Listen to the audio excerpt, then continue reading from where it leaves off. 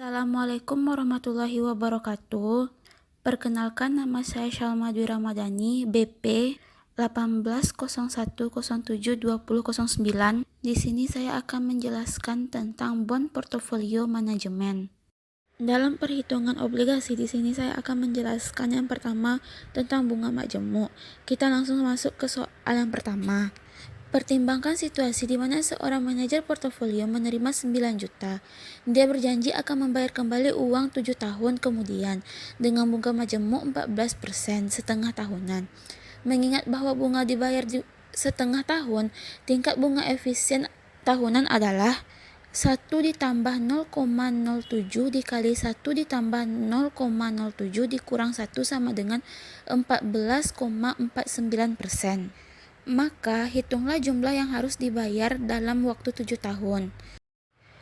Dengan rumus S sama dengan Pi 1 ditambah R pangkat N, di mana P diasumsikan sebagai kepala sekolah, S jumlah jatuh tempo, R tingkat bunga per tahun, N periode waktu dalam tahunan. Maka jawabannya S sama dengan 9 juta dikali 1 ditambah 0,1449 pangkat 7 sama dengan 23206,807. Selanjutnya yaitu hasil obligasi. Nilai investasi akan tergantung pada pengembalian yang dihasilkan. Untuk obligasi, ukuran pengembalian yang paling penting adalah imbalan hasil. Ada beberapa cara untuk menghitung imbalan hasil obligasi. Ukuran paling sederhana yang digunakan adalah hasil saat ini. Dengan rumus, hasil saat ini sama dengan kupon tahunan dibagi harga obligasi dikali 100. Kupon adalah bunga yang dibayarkan oleh obligasi. Misalnya, jika harga obligasi adalah 100 dan kuponnya adalah 7, maka imbal hasil saat ini adalah 7%.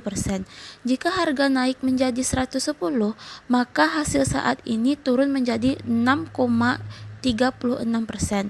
Jika harga obligasi turun menjadi 90, maka imbalan hasil saat ini meningkat menjadi 7,78%.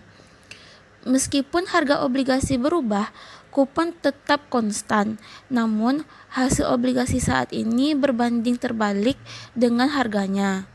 Selanjutnya yaitu penilaian anuitas. Diketahui jatuh tempo obligasi 17 tahun, hasil hingga jatuh tempo 14,49%, harga 100, kupon 7% per kupon. Nilai nominal yang dibeli 9 juta dengan rumus AF sama dengan 1 tambah R pangkat N dikurang 1 per R. Maka jawabannya 1 ditambah 0,07 pangkat 14 dikurang 1 per 0,07 sama dengan 22,55. Berarti jika 630 diinvestasikan setiap 6 bulan selama 7 tahun, itu akan berakumulasi menjadi 630 dikali 22,55 sama dengan 14,206,807. Selanjutnya yaitu durasi. Durasi juga dikenal sebagai durasi maturity, adalah ukuran sensitivitas obligasi terhadap perusahaan suku bunga. Namun sensitivitas obligasi terhadap pergerakan suku bunga dipengaruhi oleh jumlah faktor yang berbeda. Misalnya, obligasi dengan tanggal jatuh tempo yang lebih lama akan lebih sensitif terhadap perusahaan tingkat bunga daripada obligasi dengan jatuh tempo yang lebih pendek. Berkenaan dengan kupon, obligasi dengan kupon yang lebih rendah menunjukkan tingkat sensitivitas terbesar terhadap imbal hasil. Obligasi dengan kupon yang lebih rendah memiliki lebih banyak nilai yang terkait dengan nilai terminal. Jadi, durasi adalah ukuran gabungan risiko dan secara efektif merupakan rata-rata tertimbang lamanya waktu untuk menerima pembayaran obligasi atau kupon dan pokok nilai durasi ditanya dalam tahun. Selanjutnya yaitu contoh durasi, di mana memiliki rumus B sama dengan T sigma T sama dengan 1 CT per 1 ditambah Y pangkat T, di mana CT nilai setiap arus kas pada waktu, T. Hasil dari obligasi. Melalui contoh ini, untuk menghitung durasi dengan cara mengambil nilai sekarang dari arus pendapatan masa depan. Sebuah obligasi memiliki jumlah kupon 12 dan memiliki 10 tahun untuk waktu berjalan sebelum jatuh tempo.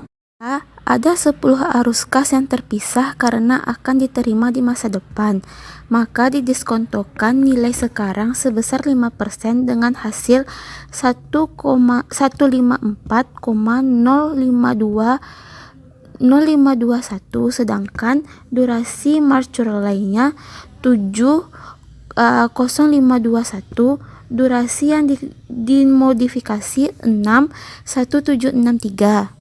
Angka dari 687,5828 didapat dari nilai sekarang.